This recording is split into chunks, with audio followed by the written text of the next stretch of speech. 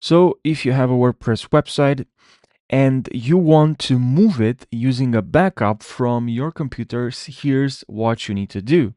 So what we're gonna have to do here is I'm gonna click on websites. From here, I have add a website and then here migrate website. You can also click on your profile and then here you're gonna see migrate website. Okay, I'm gonna click on migrate website, add a request, and then here you can see upload WordPress website backup. We're gonna click on that.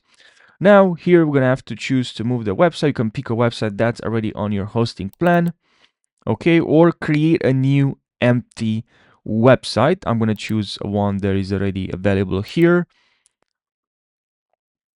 I'm going to click on the next.